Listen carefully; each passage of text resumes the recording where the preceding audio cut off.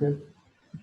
Mi nombre es Carlos Luque, soy profesor de Derecho Constitucional en la Facultad de Derecho de la Universidad Nacional del Nordeste, en la República Argentina. Estoy aquí para charlar con ustedes, muy agradecido por la invitación de la Universidad César Vallejo, de su Facultad de Derecho. Esta conversación, esta sintética conversación, va a versar sobre la cuestión del poder constituyente. El nombre que le puse es Nociones sobre el poder constituyente, tratando de hacer, por su brevedad, un mapeo conceptual sobre las diferentes características que tiene el poder constituyente. Tenemos que hablar, para hablar de un poder constituyente, de su origen, del concepto, de su relación con los poderes constituidos, del poder constituyente originario y el poder constituyente derivado, de su titularidad, de los límites del poder constituyente, antes de llegar a alguna opinión conclusiva. Es muy importante saber que para llegar a conversar sobre el poder constituyente, tenemos que, antes de dar un concepto sobre el poder constituyente, tenemos que ver todo un origen, todo un recorrido previo que hay, y que se da justamente con el advenimiento de ese movimiento que todos conocemos como constitucionalismo. El constitucionalismo, que viene junto a la Revolución Francesa de 1789 y a la Constitución declarada en Filadelfia, sancionada en Filadelfia en 1787 en los Estados Unidos de América, que marca el comienzo de las cartas escritas constitucionales en todo el mundo, a nivel nacional, por supuesto. El constitucionalismo es la respuesta política, lógica, a lo que se denominaba monarquía absoluta. Y 250 años después nos vamos a dar cuenta que en realidad es la respuesta al constitucionalismo, con todos sus defectos,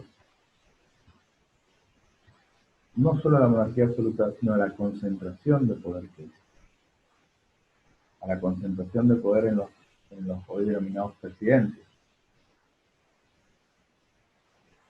Está ocurriendo con las situaciones de emergencia una concentración excepcional de poder en los poderes ejecutivos de todo el mundo, particularmente de Latinoamérica. Decía, con el advenimiento del constitucionalismo se lograba algo muy importante, que era sacarle al rey, al monarca absoluto, esa potestad de ejecutar y administrar las políticas del Estado, de legislar, de juzgar y condenar, o sea, de reunir las tres funciones principales del Estado en una sola persona. Para llegar a eso, el constitucionalismo nos ofrece un camino bastante simple y bastante certero, que hasta hoy funciona de manera óptima en algunos lugares, no tanto en otros. Y me estoy refiriendo a ese documento escrito denominado Constitución. Pero antes de llegar a la Constitución y sus caracteres, tenemos que ver en enero de 1789, cuando el abate Manuel Sidek escribe o publica que es el tercer estado, el famoso opúsculo. Él explica muy bien ahí dos cuestiones muy importantes: la teoría del poder constituyente y la teoría de la representación política. Nosotros vamos a ver cómo llega a la primera, que es la que nos interesa en este particular. Entonces habla, como dicen los franceses, de tres estadios en la formación de la sociedad. Hay una primera etapa donde únicamente existen las voluntades individuales, pero hay una fuerte motivación asociativa. Y por ese solo hecho de que las voluntades individuales se asocian, se forma una nación. Entonces tenemos un primer estadio con una nación, con voluntades individuales de sus componentes, pero que logran asociarse. Pasado esto, tenemos una segunda etapa que para esta conversación es muy importante, que es la etapa donde pasamos de la voluntad individual de los miembros a que todos tengan una voluntad común. Una voluntad común de cómo ocuparse de los asuntos públicos. Y es, o se plasma, ese interés por la cosa pública en una carta, en un documento escrito que se denomina Constitución. Pero aparte, a los efectos de redactar esa Constitución, hay un poder especial que la crea. Y ese poder especial es el poder constitucional. Tenemos una tercera etapa, pero esa tercera etapa no tiene más que ver con la teoría de la representación política, es cuando hay muchos ciudadanos juntos, dispersos en un extenso, en un terreno mucho más extenso, y comienza lo que se denomina el gobierno por procuración. El poder de muchos es representado por algunos pocos. Pero no nos vayamos tan lejos, quedémonos en la segunda etapa, en la de la voluntad común y en el establecimiento de una constitución. Esa constitución tiene caracteres muy importantes. Es escrita, particularmente importante es la escritura, porque lo escrito viene a ganarle un lugar al derecho consuetudinario que primaba hasta ese momento. Y que el poder de turno muchas veces no respetaba. Acá tenemos una constitución que aparte de escrita tiene una división de poderes, ya no hay un poder absoluto concentrado en una sola persona, tiene derechos fundamentales, ya ese soberano que por ahí sigue estando en el poder ejecutivo no puede avasallar esos derechos fundamentales, es suprema, está por encima de todo en el ordenamiento jurídico, con lo cual también está encima de ese poder ejecutivo que puede estar en cabeza de un rey o no.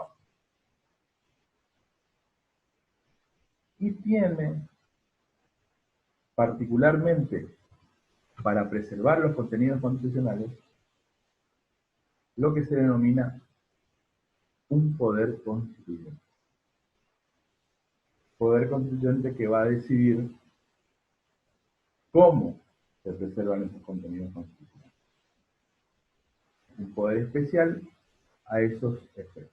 Entonces ahora sí podemos, con llegada esta línea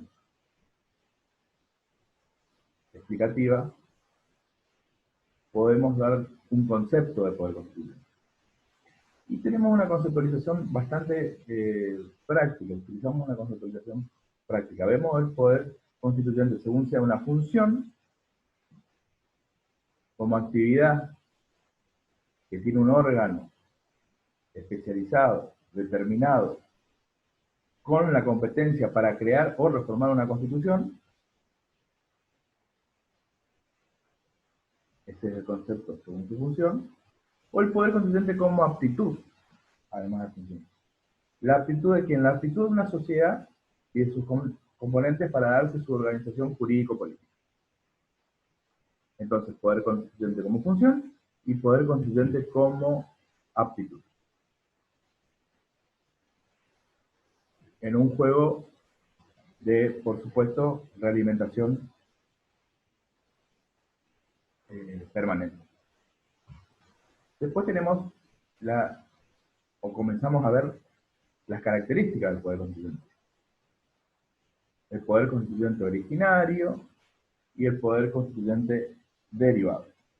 Es una clasificación que determina, que nosotros decimos que es una clasificación en relación interna porque es el poder constituyente hacia adentro, el originario o el derivado. El poder constituyente originario es el poder constituyente primigenio, es cuando se crea la constitución del Estado, cuando se forma jurídica y políticamente un Estado. Y el derivado es aquel que se reporta cuando hay que modificar o cuando se modifican o se van a modificar cláusulas de una constitución, todas las cláusulas, algunas de sus cláusulas, pero es eminentemente reformador el poder constituyente derivado, no así el poder constituyente originario, que de la nada crea una nueva constitución. Después tenemos la diferencia entre poder constituyente y poderes constituidos. Es una diferencia interesante por varias razones, pero hay una muy particular. El poder constituyente es el que crea los poderes constituidos, le da vida al poder legislativo, al poder ejecutivo y al poder judicial, el menos democrático de los poderes. Pero en esa triada, justamente el poder judicial, y hoy es algo que se debate mucho, yo no me voy a escapar mucho del temario que tengo, pero es la posibilidad de la revisión de las reformas constitucionales o de los eh, o de las matrices constitucionales originarias, la revisión de ellas por parte del Poder Judicial. O sea que un poder constituido pueda revisar al Poder Constituyente.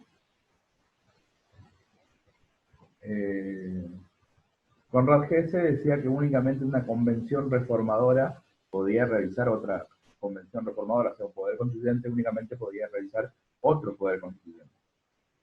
Pues bien, en la República Argentina, en el caso Fait, en 1999, la Corte Suprema de Justicia de la Nación declaró nula de nulidad absoluta cuestiones que creía inconstitucionales y que habían sido en su momento aprobadas por la Convención Constituyente de 1994. No quiero salir mucho del camino que voy llevando, pero esa es la discusión que hay en cuanto a los poderes constituidos y al poder constituyente. La posibilidad de que un poder constituido pueda revisar al poder o lo actuado por el poder constituyente. Después tenemos los temas de la titularidad y de los límites del poder. Ustedes saben que el monarca absoluto era dueño, no del poder constituyente porque quizás no existía como lo estamos trabajando ahora, lo estamos viendo ahora. Pero el monarca absoluto era dueño de todo, del ordenamiento jurídico, de lo que se legislaba, de lo que se administraba, de lo que se juzgaba. Era dueño.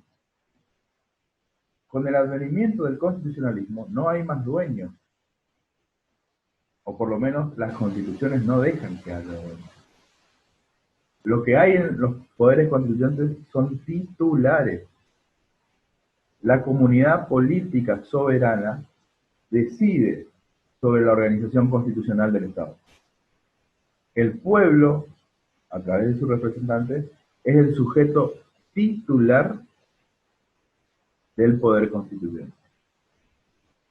Y en cuanto a los límites, tenemos que decir que el poder constituyente es eminentemente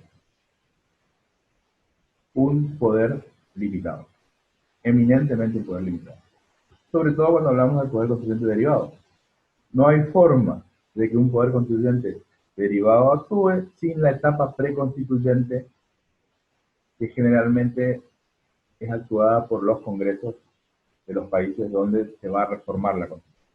esa etapa preconstituyente, que, de la que sale a su vez una ley preconstituyente, una ley que declara la necesidad de la reforma, esa etapa preconstituyente es muy, pero muy importante, porque es la que dice dónde se reforma, qué se reforma, cómo se reforma, cuándo se reforma, cómo se eligen a los que reforman, de forma electiva, de forma selectiva. Por eso, repito, el poder constituyente y sobre todo el derivado es esencialmente un poder limitado. Distinto es el caso,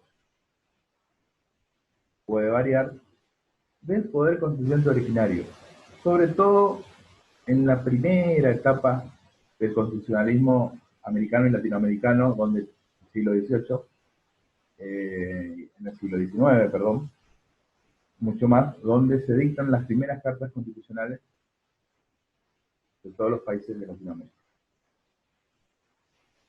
En ese momento, los límites eran el derecho de gente, los pactos preexistentes que había en cada país, las propias constituciones o los ensayos constitucionales previos a las verdaderas primeras constituciones, y hoy los límites que tiene el poder constituyente originario tienen que ver mucho más, por ejemplo, con el derecho internacional de los derechos humanos, que en muchos países tiene jerarquía constitucional, o por lo menos supralegal.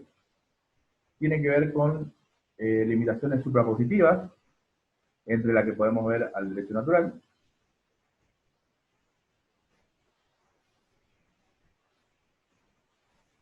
y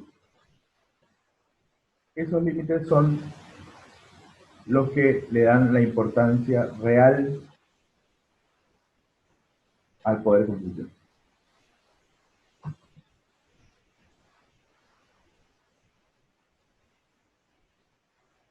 Concluyendo, quiero decir que el poder constituyente, para poder actuar, el poder constituyente como nosotros lo conocemos, tiene que ser la más clara expresión de la voluntad general imperante en un momento determinado en la sociedad. Espero que haber sido claro. Las formas de lo sintético nos dejan llegar hasta acá. Muy agradecido nuevamente por la invitación. Estamos conectados en este mundo increíble y nuevo en el que estamos viviendo. Muchas gracias.